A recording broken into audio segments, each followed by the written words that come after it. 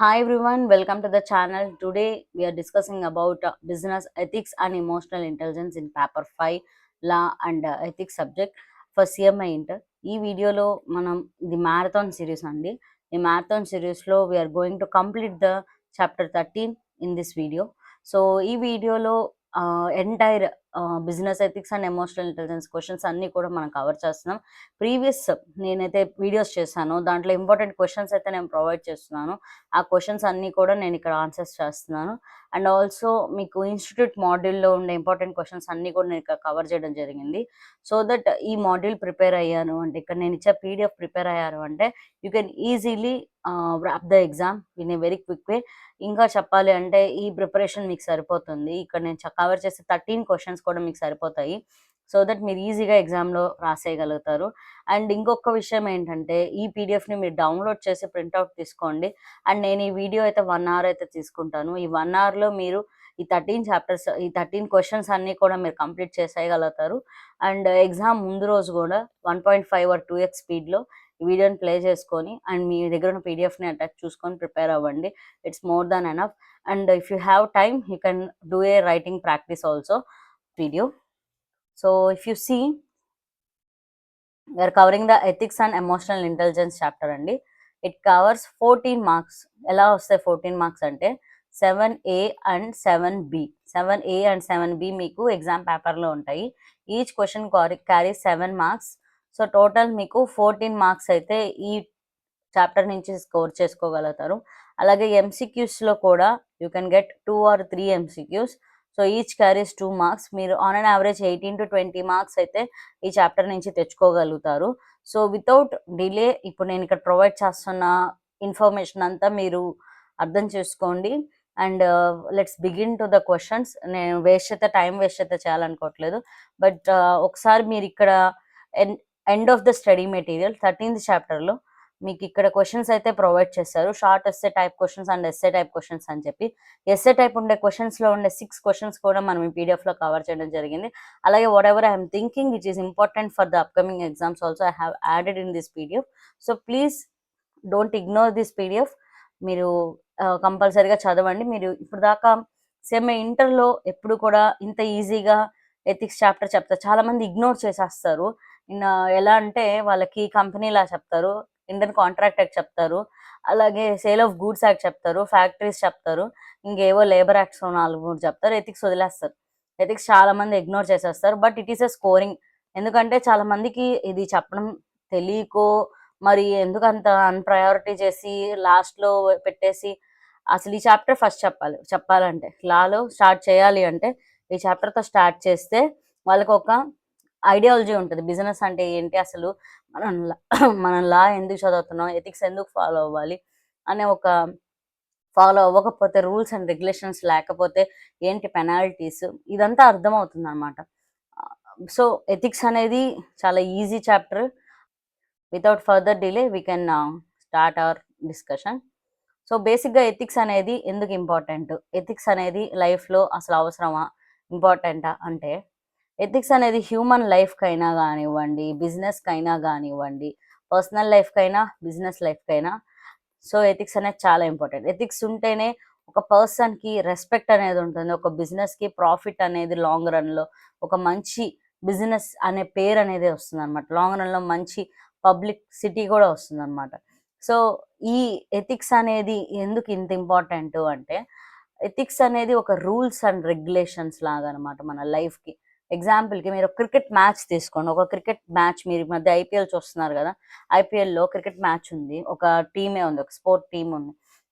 ఒక ఆర్సీబీ అనే అనుకోండి, మీకు అందరికీ ఫేవరెట్ అనుకోండి ఆర్సీబీ. ఎలాగ సిఎస్కే రాలేదు కాబట్టి తీసేయండి, ఆర్సీబీ అనుకోండి. ఆర్సీబీలో ఉండే ప్లేయర్స్ అందరూ కూడా బ్యాట్స్మెన్ ఫీల్డ్ అంతా ఎలా పడితే అలా రన్ చేస్తున్నాడు, బౌలర్ ఎలా పడితే అలా వేస్తున్నాడు, ఎంపైర్ ఏమో డబ్బులు ఇచ్చేస్తే ఎంపైర్ రిజల్ట్ ఇచ్చేస్తాడు మనం గెలిచేసామన్నట్టు.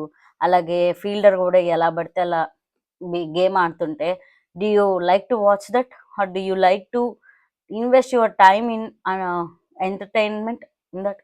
కాదు కదా. సో అలాగే లైఫ్లో కూడా కొన్ని రూల్స్ అండ్ రెగ్యులేషన్స్ అనేది ఉండాలి.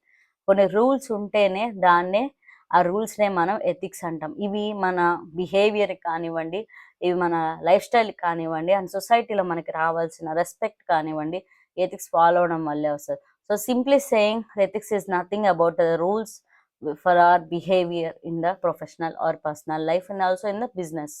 సో ఈ బిజినెస్లో ఫాలో అయితే మనం ఏమంటాం, బిజినెస్ ఎథిక్స్ అంటాం. లైఫ్లో ఫాలో అయితే మనం ఏమంటాం, సర్వైవల్ హ్యాక్స్ అంటాం, సర్వైవల్ ఎథిక్స్ అంటాం, ఎథిక్వెట్స్ అంటాం, రకరకాల పేర్లు ఉంటాయి. సో దాన్నే మనం ఇక్కడ నేర్చుకోబోతున్నాం. ఎథిక్ అంటే ఏంటి అంటే ఒక పద్ధతి, ఒక రూల్, ఒక రెగ్యులేషన్ అన్నట్టు, ఒక రూల్ లాగా ఇలా ఫాలో అవ్వాలి అని చెప్పేదాన్ని ఎథిక్స్ అంటారు.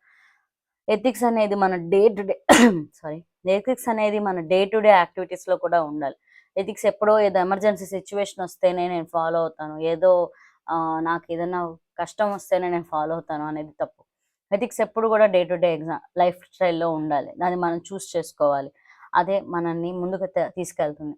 ఎగ్జాంపుల్కి ఏదైనా బిజినెస్ ఉంది, ఏదైనా బిజినెస్లో మీరు ఒక షాప్ కీపర్ దగ్గరికి వెళ్ళారు, షాప్ కీపర్ దగ్గర ఏదైనా పర్చేస్ చేస్తారు, ఒక ఐటమ్, ఒక పెన్ పర్చేస్ చేస్తారు. ఈ పెన్ పర్చేస్ చేశాక మీకు డబ్బులు ఇచ్చారు, ఆ డబ్బులు ఎక్స్చేంజ్ అతను మీకు ఇచ్చాను. ఆ చేంజ్ ఎక్కువ ఉంటే మీరు ఏం చేస్తారు, జోబులో పెట్టుకొని వెళ్ళిపోతారు. అది తప్పు. చేంజ్ ఎక్కువ ఉందంటే రిటర్న్ ఇచ్చేయాలన్నమాట. ఇప్పుడు మనం 10 రూపీస్ పెన్కి 5 రూపీస్ ఇచ్చాము, 5 రూపీస్ అతను ఇచ్చకుండా 7 రూపీస్ ఇచ్చాడు అనుకోండి, మీరు ఎక్స్ట్రా 2 రూపీస్ ఇచ్చారు, ఓకేనా? అలాగని 5 రూపీస్ జోబులో పెట్టుకొని వెళ్ళిపోకూడదు. ఇది ఎథికల్ బిహేవియర్ కాదనమాట. సో బిజినెస్లో కూడా లైఫ్లో కానివ్వండి, బిజినెస్లో కానివ్వండి, డే టు డే యాక్టివిటీస్లో కూడా ఎథిక్స్ అనేది ఉండాలి.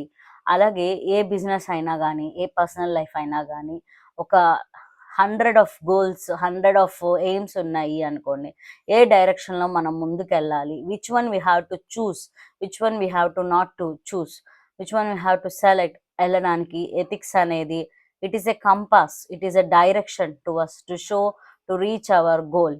అర్థమవుతుందా? So these all are the ethics, which one is all are the ways, directions అలాంటివి ఉన్నాయి. ఈ ఈ రూట్లో మనం వెళ్తేనే కరెక్ట్ అని చెప్పేది ఏది అంటే ఎథిక్స్ అనమాట. ఇన్ సింప్లెస్ట్ టర్మ్స్ ఇక్కడ మనం ఏమైతే ప్రొవైడ్ చేస్తున్నామో ఒకసారి చూద్దాము. ఇప్పుడు నేను చెప్పిన పాయింట్స్ అన్నీ కూడా I covered from this video, I covered from this PDF. Okay, ethics అనేది I hope this is visible to all of you. Ethics is requirement for human life. So human లైఫ్కి ఎథిక్స్ అనేది ఒక requirement. Without ethics actions would be random and aimless. మనం cricket match అనుకున్నామా, అందులో bowlers, batsmen ఎలా పడితే అలా ఆడేస్తున్నారు, ఏం లేదు, గోల్ లేదు, ఏం లేదు. సో యాక్షన్స్ అనేది ఎలా ఉంటుంది, it's will be random and aimless. There will be no way to work toward a goal because there would be no goal and aimless. There would be no way to work towards a goal because there would be no goal to pick between limitless number of goals. మీకు ఒక అసలు goal ఏం లేదు అంటే అసలు ఎలా మీరు pickup చేసుకొని ఎలా వెళ్తారు ముందుకి? సో ఎథిక్స్ అనేది చాలా చాలా చాలా important. And system of ethics అనేది must further consist of not only emergency situations but the day to day choices we make consistently. ఎప్పుడో ఎమర్జెన్సీ సిచ్యువేషన్ వస్తేనే నేను ఎథిక్స్ ఫాలో అవుతా అనేది ఉండకూడదు. మన డే టు డే చాయిసెస్లో కూడా కంటిన్యూగా ఫాలో అవుతూ ఉండాలి. అదే ఇక్కడ చెప్తున్నారు. A system of ethics must further consist of not only emergency situation but the day to day choices we make constantly both are one and same. And it must include a relation to, ఇది నేను చెప్తాను చూడండి. అసలు ఎథిక్స్లో ఏముంటుంది, అసలు ఎందుకు ethics అన్నా కూడా మన చుట్టూ ఎవరున్నా కూడా, ఇప్పుడు నేనున్నాను, నా చుట్టూ నా ఫ్యామిలీ మెంబర్స్, నా కజిన్స్, నా ఫ్రెండ్స్ వీళ్ళందరూ ఉన్నారు. నేను ఒక్కదానే హ్యాపీగా ఉండి వీళ్ళందరూ బాధగా ఉన్నారంటే ఏమైనా బాగుంటుందా? ఊహించుకోండి, బాగోదు కదా. సో అప్పుడు వీళ్ళందరూ వెల్ బీయింగ్ ఉండాలి, నేను వీళ్ళందరికీ రెస్పెక్ట్ ఇవ్వాలి. అప్పుడు మేమందరం హ్యాపీగా ఉంటేనే కదా ఎండ్ ఆఫ్ ది డే మా ఇంపార్టెన్స్ అనేది ఒక ఫ్యామిలీ, వీళ్ళ ఫ్యామిలీ అనేది అందరికీ తెలుస్తుంది. So it must include our relation to others and recognize their importance not only to our physical survival but our well being and happiness. So ఈ point గుర్తుపెట్టుకోండి. ఈ లాస్ట్ పాయింట్ అనేది మీరు ఈజీగా రాసేయగలుగుతారు. So I hope this question is now easy for you. Importance of ethics అనేది ఇది అంత ఇంపార్టెంటా కాదని మనం చెప్పలేం, but there may be chances to ask this question. So importance of ethics అనేది ఇలాగా మీరు ప్రిపేర్ అవ్వచ్చు. సో ఎథిక్స్తో పాటు ఫస్ట్ క్వశ్చన్తో పాటు now I will quickly go to second question, nature and relevance of business.